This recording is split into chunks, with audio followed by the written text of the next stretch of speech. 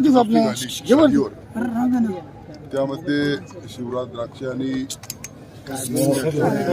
यांच्यामध्ये कुस्ती झाली आणि पंचांनी जो निर्णय दिला होता आणि पंच हे इंटरनॅशनल पंच राहते, बाहेर देशात बी पंचाचं काम करून ते आले आहे. पंचाचा निर्णय बरोबर होता, पण जे खेळाडू वृत्तीनं खेळायला पाहिजे ते यावेळी दिसलं नाही. त्यांनी पंचाला लाथ मारणं, शिवीगाळ करणं हे काही एका खेळाडूला शोभण्याजोगतं नाही आहे. आणि म्हणून आम्ही या ठिकाणी निर्णय घेतला की शिवराजला 3 वर्षासाठी आम्ही या स्पर्धेतून सस्पेंड केलं, त्याला कुठेही खेळता येणार नाही. त्याचप्रमाणे